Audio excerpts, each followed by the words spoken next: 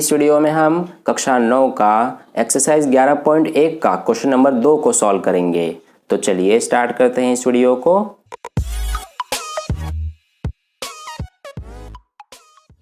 तो देखिए dear students, question number 2 में हमसे क्या पूछा गया है कि एक दी हुई किरण के प्रारंभिक बिंदु पर 45 डिग्री के कोण की रचना कीजिए और कारण सहित रचना की पुष्टि कीजिए। तो चलिए अब हम इसका सॉल्यूशन करते हैं। देखिए सबसे पहले हम क्या करेंगे कि स्केल की सहायता से हम एक किरण खींच लेंगे कुछ इस तरह का। ठीक है, आप इस किरण को कितनी भी लंबाई का खींच सकते हैं। अब हम इसका नाम दे देंगे। ये हमारा यहाँ पर हो जाएगा A और ये B, यानी कि ये बिंदु A है और ये B है। तो इस तरह से अब हम क्या करेंगे कि प्रकार की सहायता से जो हमारा ये बिंदु A है इसको हम केंद्र मानते हुए और प्रकार को कितनी भी त्रिज्या का खोलकर हम एक चाप लगाएंगे, यानी कि हम बिंदु A पर प्रकार की नोक रखेंगे और इस तरह से एक चाप लगा देंगे। ठीक है, जिसे आप देख सकते हैं। अब देखिए जो हमारा ये चाप है ये इस AB किरण पर जिस बिंदु पर काट रहा है उसका हम नाम दे देंगे, यानी कि इस बिंदु का हम नाम दे देंगे C बिंदु। ठीक है, अब देखिए हम क्या करेंगे अगले स्टेप में कि जो हमारा ये C बिंदु है इसको केंद्र मानते हुए और प्रकार को उतनी ही त्रिज्या का खोलकर और एक चाप लगा देंगे C को केंद्र मानकर, यानी कि इस तरह से। ठीक है, तो ये हमारा जो चाप है ये 60 डिग्री के कोण के लिए है।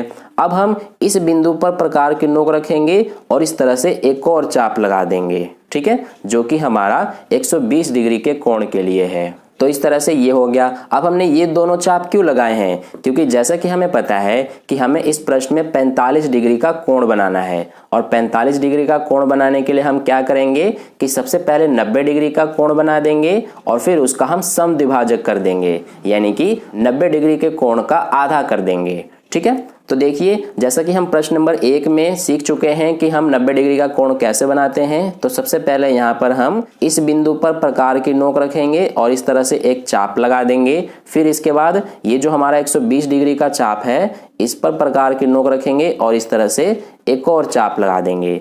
तो ये दोनों जो चाप है ये जिस बिंदु पर एक दूसरे को काट रहे हैं उससे होते हुए और A बिंदु से होते हुए इस तरह से एक किरण खींच देंगे।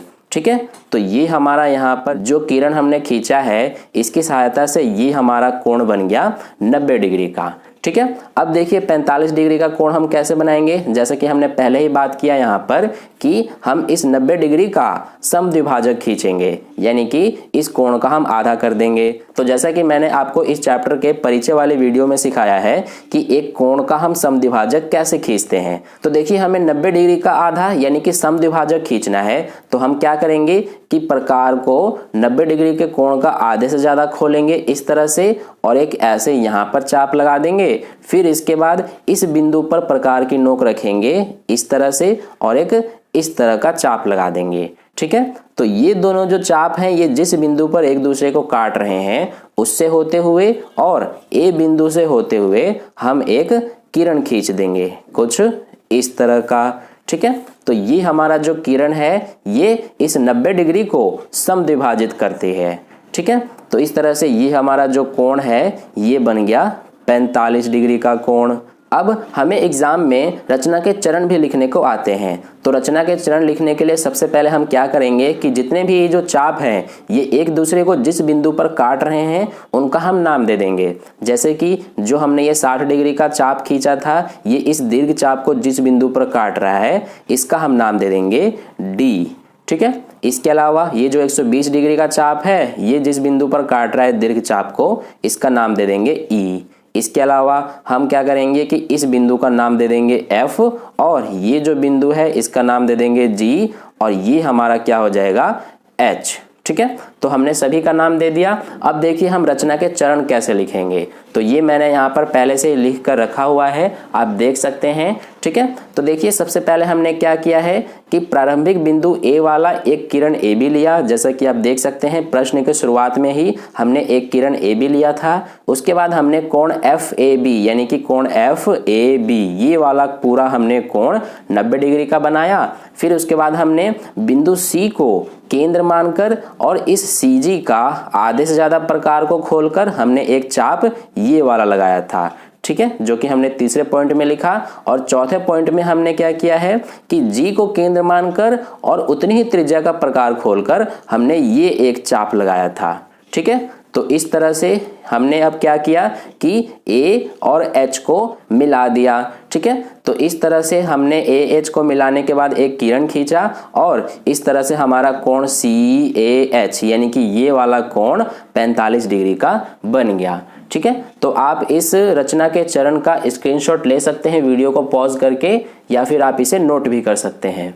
ठीक है, अब प्रश्न में आगे हमसे ये पूछा गया है कि कारण सहित रचना की पुष्टि कीजिए, यानी कि अब हमें ये इसमें प्रूफ करना है कि जो हमने ये कोण बनाया है कोण सी ए एच 45 डिग्री का, ये 45 डिग्री का ही है, ये हमें सिद्ध करना है। तो देखिए इसको हम किस तरह से सिद्ध करेंगे। इसके लिए सबसे पहले हम क्या करेंगे कि जो हमारा इसमें ये बिंदु G और H है, इन दोनों को आपस में मिला देंगे। तो चलिए अब हम इन दोनों को आपस में इस तरह से मिला देते हैं। ये हमारा हो जाएगा G और H बिंदु, इनको हमने मिला दिया। फिर इसके बाद हम यहाँ पर H और C बिंदु को मिला देंगे। तो ये यहाँ से हमने H और C बिंदु को मिला दिया। ये हम इसलिए ऐसा कर रहे हैं क्योंकि हमें इसमें ये प्रूफ करना है कि जो हमने कोण CAH खींचा है ये 45 डिग्री का ही है। ठीक है, तो देखिए ये हम यहाँ पर जो प्रमाण है उसको मैंने यहाँ पर पहले से ही लिख कर रखा हुआ है, आप देख सकते हैं। हमने सबसे पहले क्या किया कि बिंदु CH और GH को मिलाया। फिर इसके बाद अब देखिए यहाँ पर हमारे दो त्रिभुज बनेंगे, एक तो त्रिभुज GAH ये वाला त्रिभुज ध्यान दीजिए, और फिर इसके बाद त्रिभुज CAH ये वाला त्रिभुज। इन दोनों त्रिभुजों को हम क्या करेंगे कि सर्वांग सिद्ध करेंगे। तो देखिए सर्वांग हम कैसे सिद्ध करेंगे, इसके लिए हमें 3 कंडीशन दिखानी पड़ेगी। सबसे पहला कंडीशन हमारा हो जाएगा ये GH और CH ये दोनों बराबर होंगे। ठीक है, क्यों? क्योंकि ये दोनों क्या हैं, बराबर त्रिज्या की चाप हैं। यानी कि हमने क्या किया था कि इस CG का आधे से ज्यादा हमने प्रकार को खोलकर और इस तरह से 2 चाप लगाए थे। तो इस तरह से जो ये GH और CH है ये दोनों बराबर होंगे। ठीक है, आई होप आपको ये समझ में आ गया कि GH और CH क्यों बराबर है, क्योंकि दोनों बराबर त्रिज्याएं की चाप हैं। अब इसके अलावा हमारा इसमें AG और AC ये दोनों भी बराबर होंगे।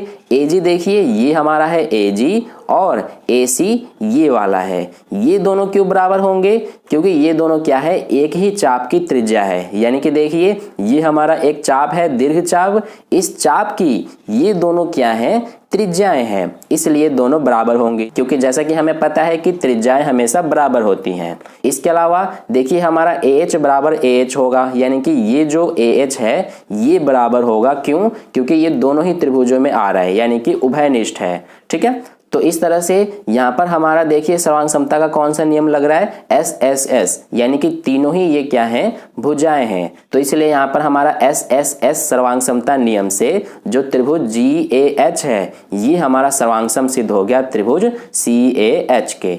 ठीक है, तो इस तरह से हमने दोनों ही त्रिभुजों को सर्वांग सम सिद्ध कर दिया।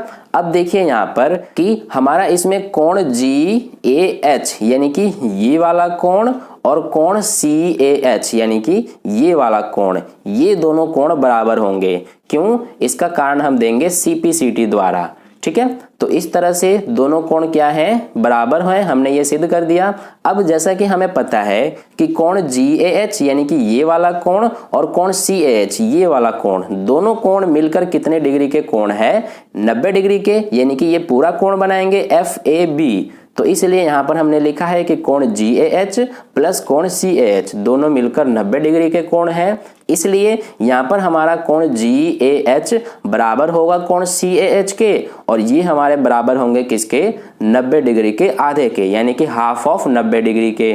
ठीक है, तो इस तरह से हमारा यहाँ पर 45 डिग्री का आ जाएगा। यानी कि हम यहाँ पर कह सकते हैं कि कोण CAH यानी कि ये वाला कोण कितने डिग्री का होगा, 45 डिग्री का।